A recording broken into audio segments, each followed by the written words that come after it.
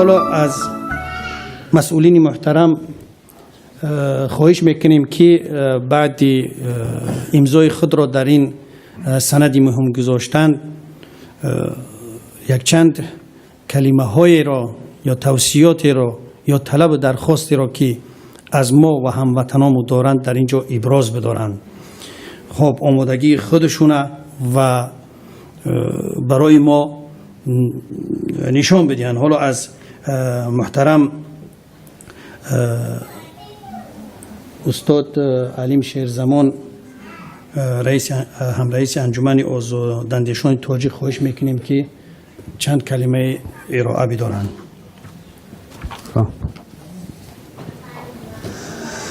خب دوستان گرامی، همه شما رو با روز استقلالیت تبریک میکنم و من یک گفتنی داشتم. امین حالا از یک شهروند جمهوری تاجیکستان که در همین جا شرکت دارد شنیدم که به خاطر در همین جا شرکت کردن فشار سخت به خانواده در داخل شده است و هر کسی که نسبت چنین ائتلاف سخن میکرد و سنگ میانداخت، من میگویم که ما دیگر وقت نداریم. یعنی خیلی که یکی از انقلابگران عصر 20 گفت تأخیر فلاکت بار است. برای همین هر کسی که مسئولیت رو میشناسد دیگر راه نیست تا نیروها همه متحد نشوند. ما میتوانیم استقلالیت دولتی، تمامیت ارضی و ثبات تاجیکستان را از دست دهیم. خدای ناخواسته. سلامت باشید.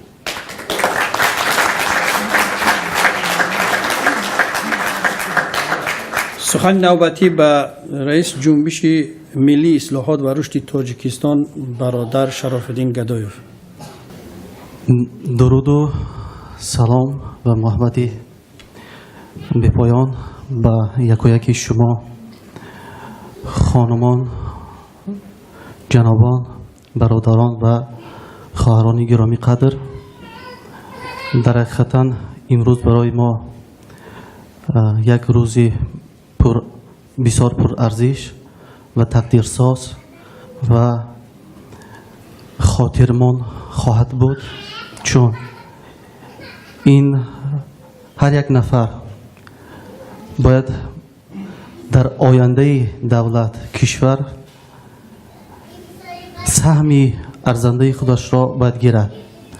احساس مسئولیت کنیم و دولت کشور را از خطری که بالایش تهدید کرده ایستاده است نجات هر یک فرد جامعه، هر یک نفر احساس مسئولیت کند، مسئولیت به دست بگیریم و آینده تاجیکستان را نگذاریم که به جنگ و خونکشی به خاک و خون کشند. و از همه شهروندان تاجیکستان خواهش میکنیم که دری پیمان ملی تاجیکستان بروی همه باز است. امروز اعتماد باوری ما را در این تالار با هم آورده است. اعتماد باوری برای آینده درخشان و ساختن یک جامعه دموکراتی و مردم سالاری و رشد اقتصاد و استقلالیت واقعی ما را با هم آورده است. من باوری کامل دارم که میگن که اگر که به آینده خود باور نداشته باشی بالا یک پاره نبرا. اگر آنهایی که میگویند که شما چند نفر یک گروه چی کاری کرده میتوانید، سخنهای سعدی بزرگوار را به یاد آورید. مرچگان چون کنند اتفاق، شیر ژیان را بکنند پوست. گرچند که رحمانوف را به شیر ژنیا رب دادن خطاست. یک روباه بیش نیست که برای منفعت شخصی و خانواده خودش تاجیکستان را پاره کرده است. ما تنها با اتحاد پیکره پاره این ملت را با هم خواهیم یک جا آورد.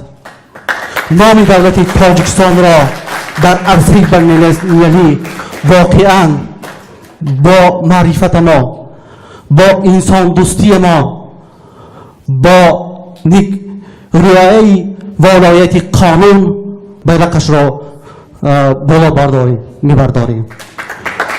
امیدوارم که این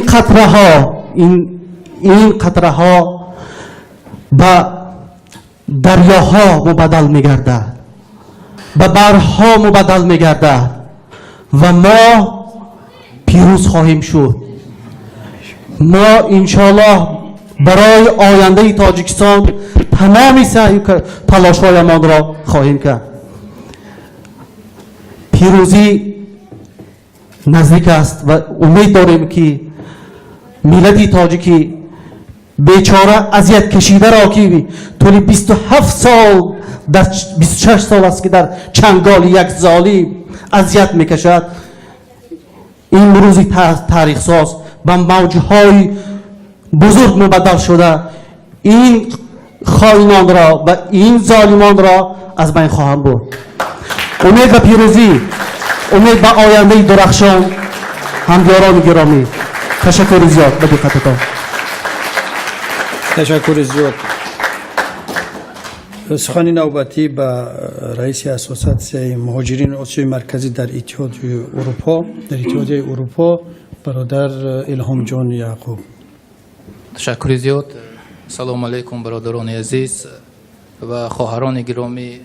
پیش از همه تشکر از آنهایی میکنم که این یک جلسه محتشم را برپا کردند و در اینجا امضای واقعا پیمان ملی تاجیکستان بسته شد و گفتنی دارم که باعث افسوس است که حالا آزادی هر فردی ملت ما زیر سوال قرار گرفته است.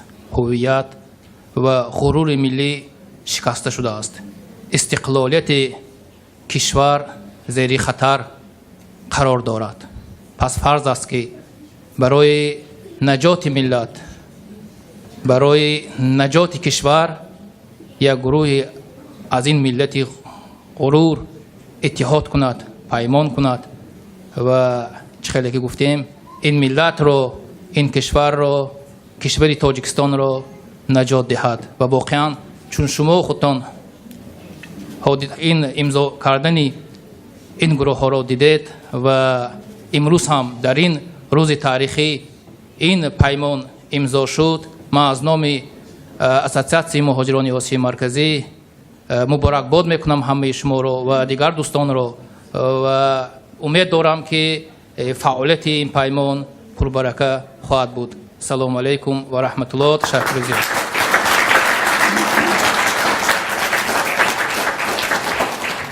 سخن نوبتی برای رئیس حزب نهضت اسلامی تاجیکستان استاد محیدین کبیری.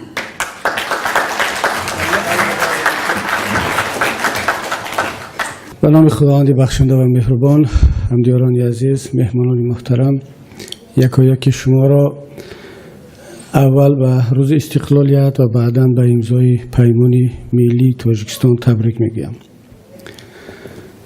واقعا خیلی که دوستان در اینجا گفتند این یک راه بسیار پرپیچ تا بود، پر نیشه بود، بالا رفتن ها داشت. فکری تأسیس یک ائتلاف چندین وقتها بود در ذهن مردم میچرخید، تلاش های زیاده کرده شد و باید که این ائتلاف یک سال پیش یا 2 سال پیش تأسیس میشد، ولی خودتان شاهد بودید که چی مانعه های در این راه وجود داشت و هنوز هم این مانعه ها وجود دارند و بعدا هم خواهند بود. من مطمئنم و شما هم باید به این باور باشید، این آمادگی را داشته باشید که فشار بالای یکایک مبارزین بعد از این هم بیشتر خواهد شد، اما تا یک مدت. بیهوده نگفتند که بعضی از مریضی ها پیش از تمام کردنشون شدت دردشون بیشتر خواهد شد. حالا بعضی ها در همون حالتی بیشتر شدن دردی پیش از تمام شوی هستند و آنها حالا بالای این ملت مصیبت ها و درد و غم های دیگری را هم خواهند آورد. برادران عزیز، 27 سال پیش در ماه سپتامبر کشور ما استقلالیت به دست آورد. 3 سال پیش در ماه سپتامبر یک مصیبت بالای ملت آمد که با استفاده از بعضی حادثه ها هزارها نفر را مهاجر کردند، صدها نفر را زندانی کردند، برخی ها را کشتند و هم استقلالیت، هم وحدت، هم صلح و هم وطن را به تاراج بردند.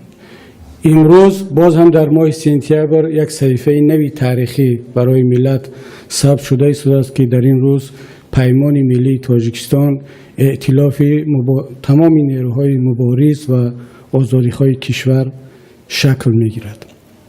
همونطوری که برادران پیش از من گفتند، این ائتلاف مال ملت است، مال احزاب و گروه‌های امضا کننده نیست.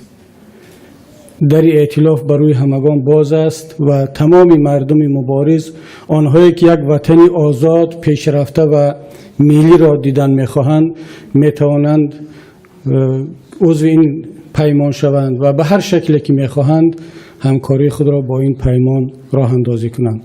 اما چرا این 4 گروه امروز امضا کردند؟ چرا بیشتر نه؟ چرا کمتر نه؟ ما میتوانستیم سالهای طولانی دیگر درباره ائتلاف صحبت کنیم، اما هر راه باید از یک نقطه آغاز شود. همونطوری که برادر عزیزم علیم گفت، دیگر در شرایطی که ما و شما هستیم تأخیر کردن برابر به مرگ است.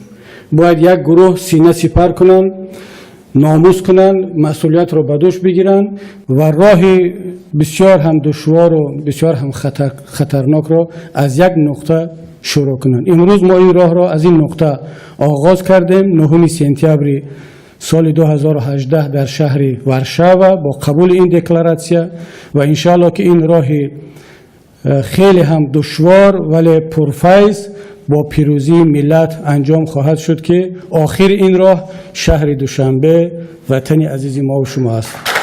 بار دیگر تبریک و خداوند ما را هر چه زودتر با آن روز برساند.